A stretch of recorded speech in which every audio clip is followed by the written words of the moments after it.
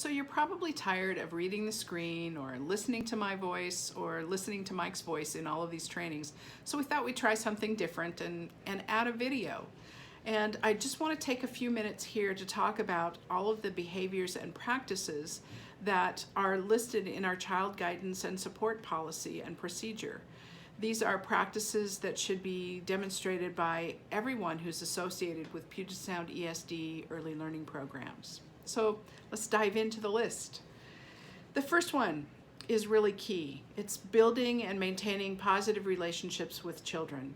When we have that close, positive relationship with the child, we can better support that child to behave in a manner that's positive. We want to make sure that we're adapting the environment, and that includes the routine and even specific activities, not only to meet the needs of all the children in the classroom, but of individual children.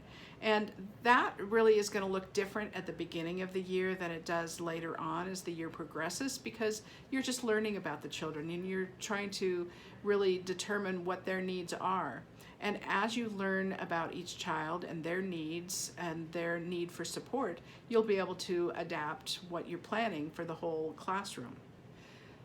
It's really important to establish consistent and predictable and reasonable behavior expectations and classroom rules. And if you involve the children in developing what those rules are and defining what those rules might be, both for the classroom and the outdoor play area, you're going to have better buy-in from the children. And in fact, you might even see children supporting each other in following those rules and that expectation for behavior.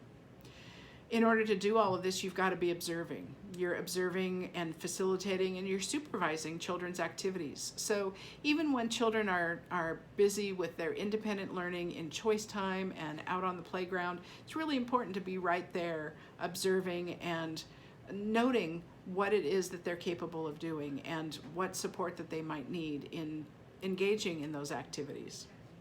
Effective transitions, boy, that can be tough. Transitions that are short, that are clear, that are consistent are the ones that are going to be the most successful. Giving children verbal cues, giving children environmental cues, having a place for them to line up, having a schedule that includes photos, that includes pictures, that can help them understand what comes next.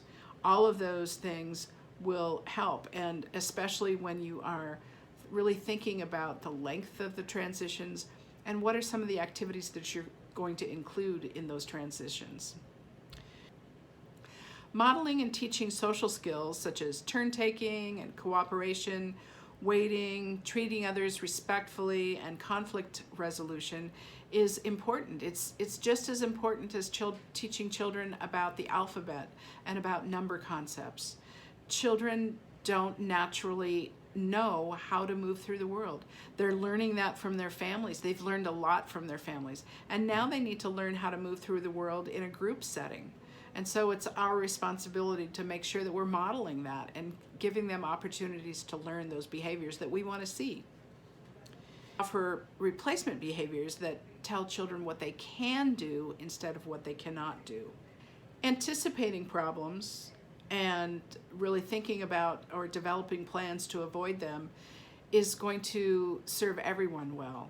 So as you get to know your children at the beginning of the year and as you move through the year and they grow and change, really always be on the lookout, always be anticipating where the problems could occur.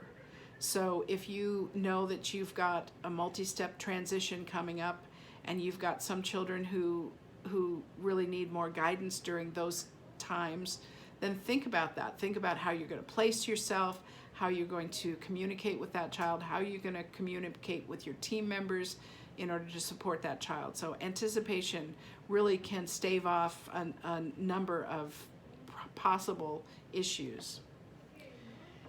Remember always that behavior that's noticed typically is repeated. So think about that. If you are constantly pointing out that children are running instead of walking, probably going to see more running. So give children those replacement behaviors and acknowledge when you're seeing the behavior that you want to see. So if a child is walking, acknowledge that. Wow, I saw that you were walking. Thank you. Sometimes, in order to keep children safe, we do need to provide some physical guidance. And that can be subtle. It can be a gentle touch on the shoulder. It can be holding their hand as you're guiding them across the street or to a safe spot to wait for the bus.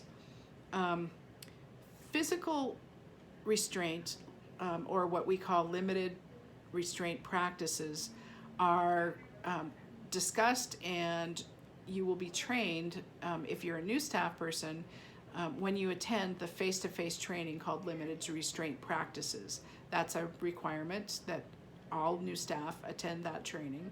If you're a seasoned staff person, you've attended that before, but if you're still wondering or you're thinking, I might need a refresher on that, just talk with your supervisor and we can arrange for training to refresh you on those practices.